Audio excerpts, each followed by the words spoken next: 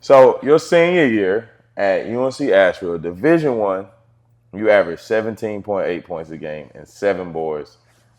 How did you embrace that leadership role, and what mindset did you carry into every game? Man, that's a lot. I ain't gonna What, lie, averaging 17 that's, at Division that's One is tough, ain't it? tough. Yeah, man. That's tough. Did you realize that, or you just? Nah, like I said, I told you, I Yes, just go out there averaging and play. 17-7 Division One is not easy at Just all. I go out there and just play. You know, we lost Dickey, Matt Dickey, and JP Print. Like those, like that's when I got my work ethic. Like I always been there, but with them two, Yeah. JP would literally drive me out of the apartment. So let's go get shots up. Right. Go right to the arena. It didn't matter what time it was. We'd go to Right. the arena and get shots. I'm like, what are you doing? It's like, bro, we got to put in the work. Right. So like I give them two credit because they always was out there. Like we didn't. And here's the thing, like, and I know you be trying to get on the guys now about it, and I laugh. I'm like, this is crazy. This is what JP and Matt was trying to get us to do all the time. We literally played pickup nonstop. Right. And by us playing pickup at school, coaches would walk. Obviously, they couldn't be in there, but they would walk by to their office. They know we playing. Right. We getting reps in. Right. So then when they're like, oh shit, we have to take the day off because we Right. senior. Right. We getting days off because we working. Right. Not, well, coaches scheduled us on this to do Right. this, on Tuesday to do that. Nah, man. When Right. we ain't got that, we schedule pickup. Right. So then, like, and then the crazy part is JP and Matt was on it. Like, they knew how many hours we had to play. So, Right. like, coach, NCAA, it's Right. time for a break. We're going to turn ourselves in. Right. But no, but that led to us. We were already in front of teams already, just for Right. the offseason. Right. We already had chemistry. Me coming in as a JUCO transfer and all the other guys coming in recruits. We were already ahead of other teams, I feel like, Right. because we played pickup more than anybody. Right. Like, we literally did that group chat, pick up at such and such. Right. Somebody put, I got class. No, you don't. Right. Now you got class. Like, when you start caring about class, Right. 5 o'clock, be there, man. Right. And then everybody showed up. Yeah. We did it, pick up, and that's how we got, like you said, we went to the tournament. Right. But we did that all before the season started. And you did that on your own. Yeah. Oh, and then, like I said, it wasn't scheduled by Coach Yeah. Biedenbach, Coach McDevitt, Coach Carey, none of them, Coach Dakin.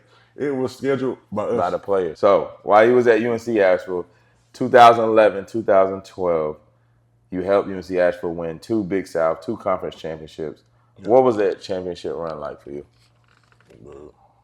My first year, coming straight from JUCO.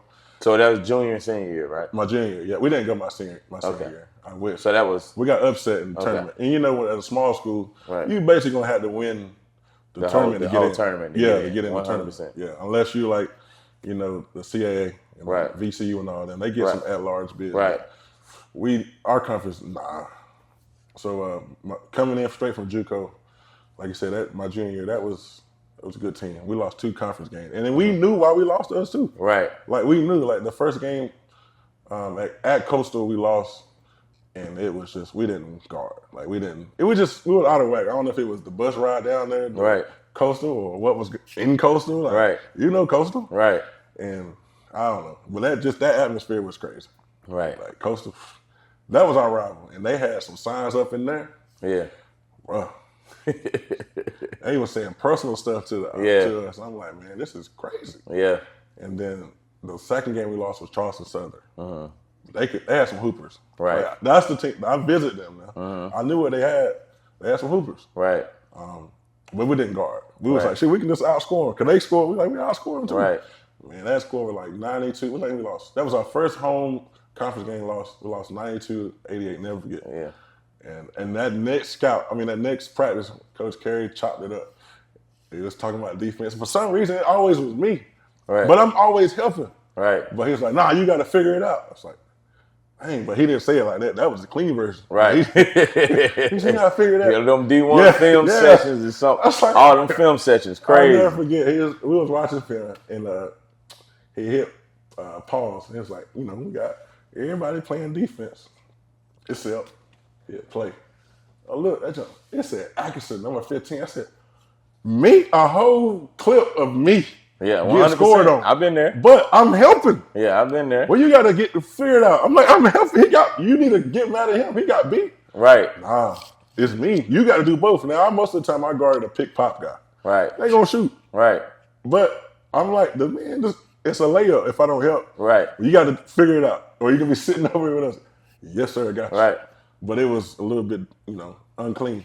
Right. It was, but I didn't get sensitive or nothing. I was like, Right. all right. Shoot, that to me, that means you cared. Right. And I guess my dad, like, how growing up around him, like, he say, he's just straightforward. Right. With the cuss words and all that. And now I feel like a lot of the kids. You can't say nothing to them. Say nothing I mean, and it can be as clean as possible. You can't say nothing to them. Right. I'm sorry that I told you to play harder. Right. Is that okay? And that you bullshitting right now. You can't say that. And that you're not working hard enough on your game. You sure? I think I am, Coach. Right. Nah, get out of here. They wouldn't make it. Right. With Coach Creech. Right. No way. Coach Creech? What? Coach Hinton had a thing he would say. He would just say, like, kings or queens? Right. Kings or queens? And you know what we said? Kings. Right. I don't know. Something else. Like, right. I don't know. Are y'all sure? But that got us motivated. This was before the game. And we had something like that at Asheville. We would get pumped up in the right before we run out. Whole team.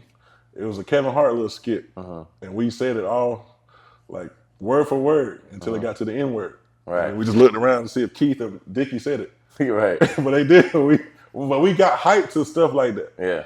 And then we ran out. Yeah. But it was just our way of just pumping ourselves up. Right. And that's how Coach V pumped us up. Kings or queens, like, we kings. Like, what kind of question is that? Right. Shoot, we go out there ready. Right. Until we ran into Indiana in the league. Well, we were down 15-0. Time out. What's going on here? Everybody can shoot in Indiana? But those championship runs had to been super special, man. Different. And it creates a bond with your teammates that you like never forget, man. Those moments are crazy. Dude, all the, Facebook, social media just started, but all the messages, I ain't respond to all of them, but, the messages, Twitter was kind of popping then. Twitter messages, everybody was watching that game we played against Syracuse. People I didn't think, Right. Hey, Jeremy, you don't know me, but we watching you over here at Buffalo Wild Wings. Right. We, taking pictures and tagging me, and I'm like, right. But, people follow you. They might not know 100%. You, but that's why I tell people, the kids now, like, you never know who's watching you. 100%. Like, with me now starting to, trying to work my way up with reffing, like, you never know who's watching you, who's at the games, or who watch you play. Like, what kind of guy is he? Like, the refs, the ones that ref us, are the ones probably in charge of me right now, or me getting to the next level. Right. So let's talk about the NCAA tournament in 2012 when you guys went after you won the conference championship. Yeah. You started and scored 12 points against the number 1 seed Syracuse on national TV. What was that experience like walking into March Madness and competing on that stage? Well, that was literally David and Goliath. Yeah. But that was crazy though. Yeah. I gotta tell you from the jump, like from the start. This how I knew we was doing something like this is real deal. Yeah. We flew out of Asheville with a private jet. NCAA had a private jet. Right. Flew out of Asheville. Got to Pittsburgh in like 50 minutes. Yeah. I said, what? We ain't got no bus. We fly out. This is nice. This is nice. Get to the hotel. All right. We leave the hotel. We get to shoot around. Like, so the tournament shoot around, you get 1 hour. Right. But it's open to the public. Right. It's Asheville. Nobody there except for like the media people. And our fans that came with us. Right. We practiced for an hour. Like, it's literally an hour. And then when that horn go off, you gotta get off. I was like, okay. I like it. Itinerary, like everything's crazy. Right. Go back in, we go to sleep. The next day, like, it's game day. Yeah. Walk in. So, now I gotta tell you, we leave the hotel. There's motorcycle police officers. Right. Waiting for us. Right. We get on the bus. Big charter bus. Ain't that many of us. Right. Probably 18 total. Get on the bus. We get to the arena in like 5 minutes. Right. Stoplights, what are those? Right. Traffic, get out the way. Like, oh, this is nice. Right. Coming now, we on the bus all the time. We stop. We stuck in traffic. Right. This, get out the way. We get to the arena. We walk in, go through security. I'm like, what? I ain't got that but shoes. Right. But it's like I feel like it was important. Yeah. Get in the locker room, dude, running out there. Good God Almighty. Yeah. I think we had Southern Miss in our bracket, Kansas State, and Frank, Coach Mark. Yeah. Syracuse. Who else was over there with us? I think Ohio State. And that game started, man. You talking about nervous. Yeah. Yeah. Shit, I'm probably, you know how we say 10? Right. I feel like if I would have shot a 3 early, I would have shot an air ball. But because it's just, I don't know if it's just jitters and like the thing is, it's the moment. You know, the world watching. It's the moment. Yeah. This ain't it. Like everybody putting their brackets yeah, on like, you. yeah. So everybody's paying attention like, now. This ain't just the conference championship. This everybody's watching. The whole world. And you know they give you weird times. This game started at like 3:10. Yeah. Or 3:09. Yeah. Like, wow. Right. But everybody watching. Believe it or not, bro, we were winning the whole game. Yeah. Like we were.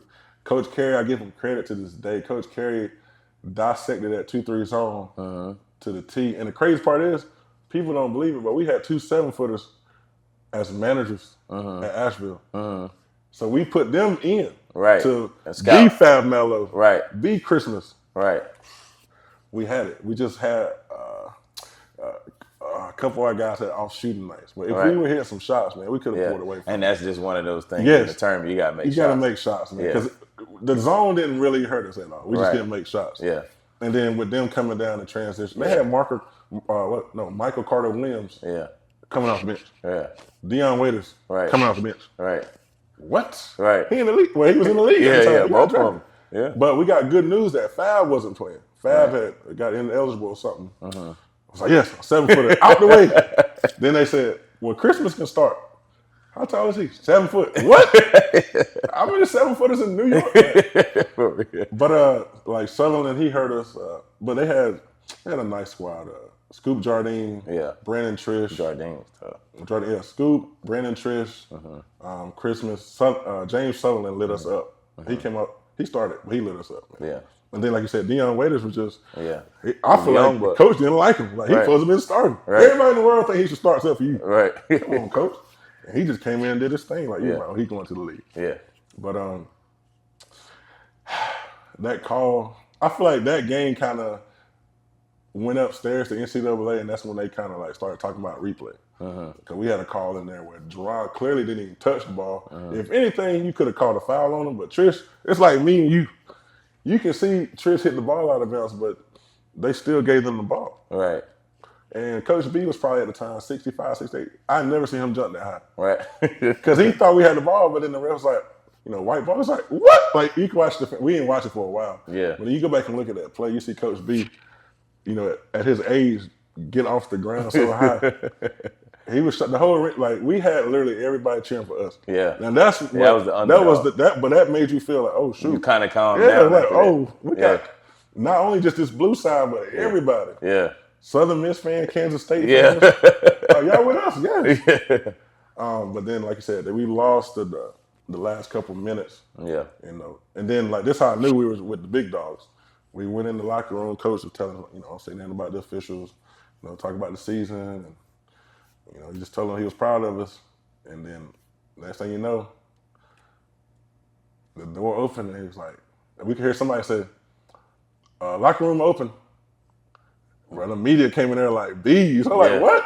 We tried, I felt like I was in the lead. Yeah. They was taking the jersey all talking. I was like, what? They come in there and ask you questions, but then they were like, we need Coach B, Jeremy, and JP.